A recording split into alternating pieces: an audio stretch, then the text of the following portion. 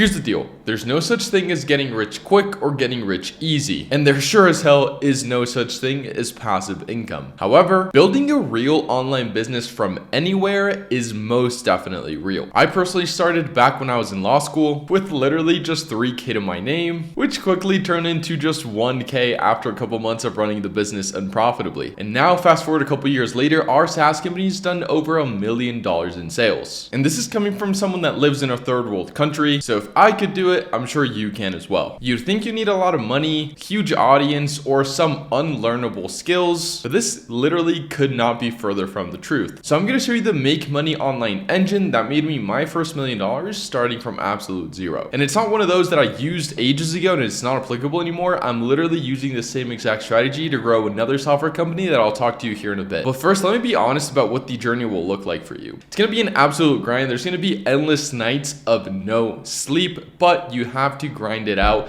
And if you put the work in, I pretty much can guarantee that you will see results. All right, so let's get into step number one. Step number one is finding your ideal buyer. This is something I personally struggled with at the beginning, but then I learned that if you're everything to everyone, you're pretty much targeting no one. You end up spending a bunch of time and money trying to help people that don't even have the problems you can solve. And so it literally makes zero sense. You really need to get super clear on one specific problem that you solve for one specific avatar. And the easiest way to do this is if you've been in your prospect's shoes. This is super common in personal training, for example. Personal trainers typically start off with personal training because they were the fat little chubby kid that couldn't go to the gym. And so they know exactly what it's like to be in their prospect's shoes, and now they can help them achieve their goals. And so the important thing here is that you can describe your prospects' problems better than they can themselves. And so let me just give you another quick example with our other software company called Flywheel. Flywheel was initially built as an internal tool for Drippy. At Drippy, we had trouble finding a good email marketing solution that could do everything we wanted it to. And so guess who our ideal clients are for Flywheel? People that were in the exact same situation Drippy was a couple years ago. And so now we can use that knowledge to describe their pain to a T, ending up with marketing that hits every single time. We can build offers around exactly what it is that our customers need because we were literally, and we still are, our own customers. And so for example, at Flywheel, our ICP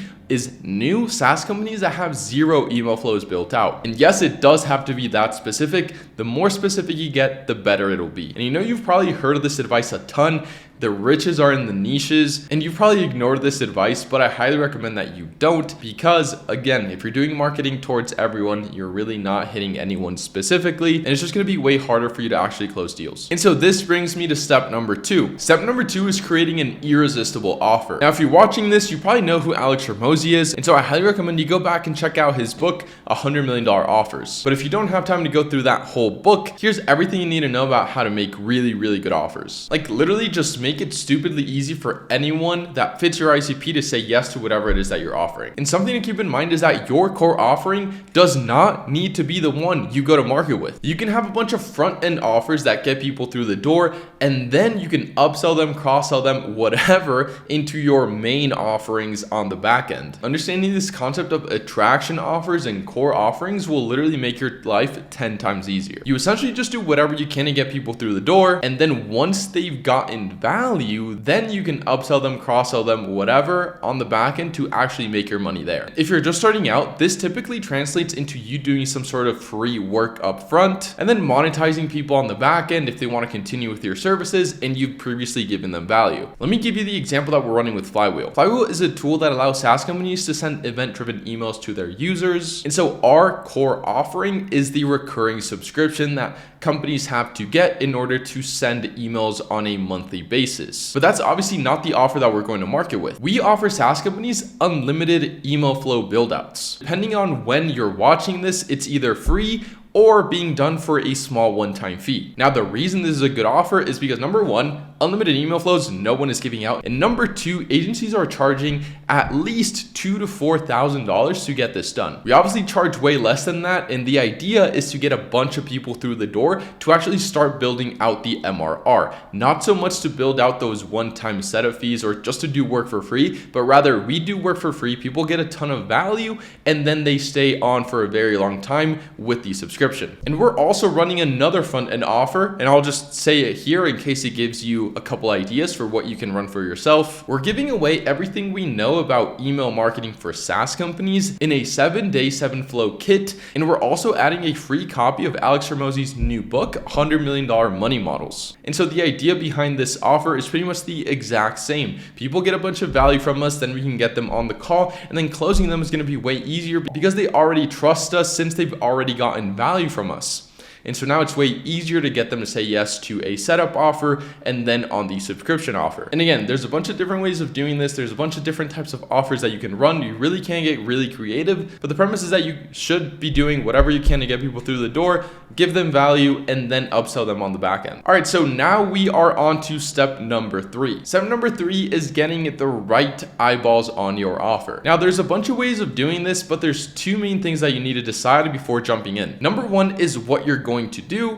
And number 2 is what platform you're going to do it on. For example, you can run ads, but honestly, I don't really recommend that if you're just getting started. You can also do content, which I honestly highly recommend you do. But my personal favorite way of doing this is through outreach. More specifically, outreach on Twitter or X now. Now, I'm assuming you probably haven't heard of Twitter as a marketing channel for B2B. However, it is freaking amazing. Now, I rave about Twitter because it is the primary reason as to why we got our SaaS company to hit $1 million in sales. But Twitter is great because it allows you to send up to 500 messages per day per account. You can scale to an infinite amount of accounts, meaning an infinite number of DMs. Accounts rarely get banned, and there really isn't too much competition on the platform yet. And the best thing is it's way cheaper than any other outreach solution out there. And to be completely frank, it's worked better for us than cold email and LinkedIn combined. So if you haven't given it a shot, I highly recommend you do. It's just one of those things that everyone should be doing, but no one's really out there teaching people how to do it. Let me just walk you through how we do it. Step number 1 is obviously using Drippy. The first link down below in the description will give you a 7-day free trial for you to set this up completely free of charge. Once you create your account, you'll be walked through the onboarding process where you'll be prompted to connect your Twitter account, and then you're going to want to set up a new campaign. Campaigns are divided in 2 different parts. Part number 1 is the leads, and part number 2 is actually setting up an automation. Now, obviously, we already decided who we're going to be reaching out to. Let me show you how to find them on Twitter. So once you're inside Drippy, you'll want to hit leads on the left-hand side of your screen. Then you hit new lead source,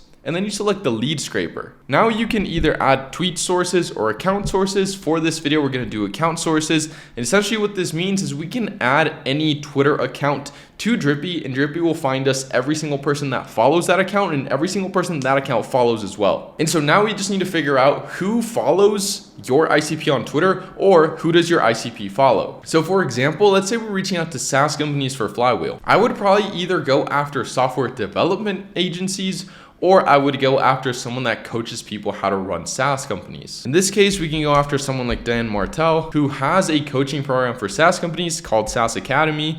We're gonna go in here, we're gonna hit that, and it's gonna load. And I'm actually gonna go after everyone that he follows just because these tend to be higher quality leads. Now, what's really nice about Drippy is you can add more account sources or tweet sources. You're only really limited by how many credits you have. And so for this video, we're just gonna go ahead and do that one. We're gonna hit next. And now we can add filters, right? I typically like going for bio content. I like excluding keywords. And then I also like going for a number of followers. For number of followers, unless you have something specific, just do anything over 100, which if it's people that Dan Martell follows, it's probably gonna be most of them. And then bio contents, you just wanna make sure that these guys are actual SaaS founders. So we can add keywords like MRR, we can add the keyword founder, we can add something like CEO, we can add bootstrapped, so on and so forth. You just want to keep building out your list so that pretty much anyone that you'd want to reach out to would be reached out to with one of these keywords. Now we're going to go ahead and hit next. Now we're going to give our lead source a name, so we're just going to call it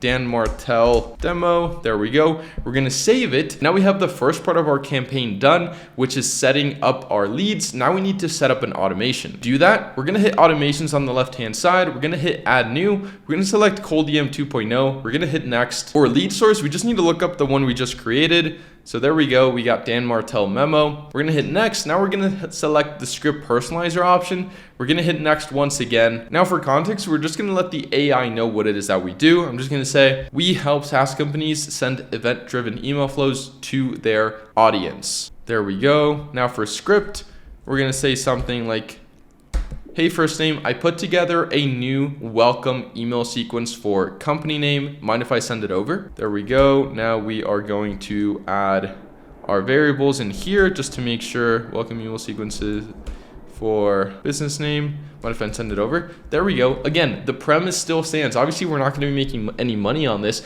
but this is an attraction offer. It's getting people through the door, and then we can sell them on the back end. We have that. Now we're going to go into settings. Since we're not using very much AI, or honestly, we are using their website. So I'm just going to have this at 0.5. I'm going to use their website and their recent tweets to figure out what their company name is. We're going to hit next. You can add a message variance if you'd like. This is just an A/B test. We're going to hit next. For follow-ups, we're just going to do a follow-up 1 day later. We are going to say, let me know so I can send it over. There we go. We're gonna hit next. Now we're gonna send out 10 messages per hour with these specific settings. And we're actually going to turn these on as well. So we're gonna do 14 days AI location check. We're gonna turn on. We're gonna select United States right here. There we go. And so now we're sending our offer and we're putting it in front of the right people with a very simple automation. You just have to hit next.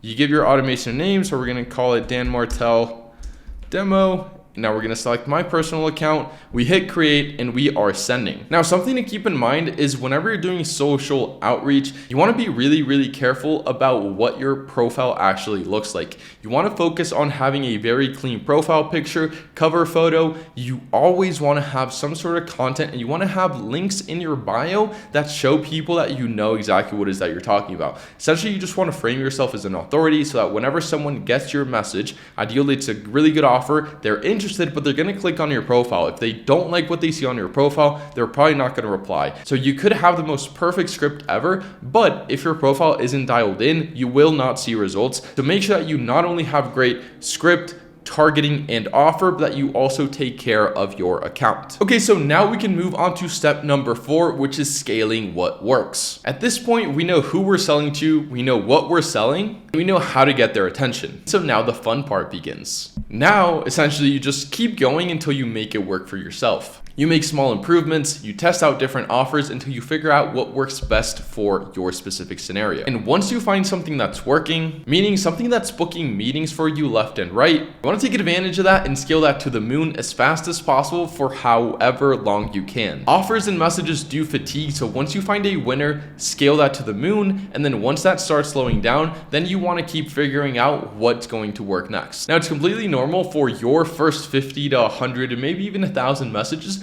to not get any replies, but that's because you don't know what you're doing, okay? And that's completely fine. Hopefully after this video, you have a way better idea than when you started. However, you just want to keep learning, okay? You want to make sure you don't stop, because if you stop, that's when you actually lose. But outreach, like any other form of marketing, is one of those things that works. You just need to figure out how to make it work for yourself. But you might be wondering, Alex, okay, I'll go through this. Maybe at first it'll be a little bit difficult, but once I find something that works, how do I scale that on Twitter? Essentially, all you need to do to scale via Twitter is increase the volume. And there's 2 ways to do this. Either you increase the number of messages on your single account. However, you're really just capped at the 500 message per day limit. But if you scale horizontally, meaning you add more accounts, you can essentially scale infinitely. Now, if you're posting content, maybe you're increasing how many pieces of content you're putting out. Maybe you're allocating a bigger budget into the content team. If you're running ads, you're shipping more creatives, you are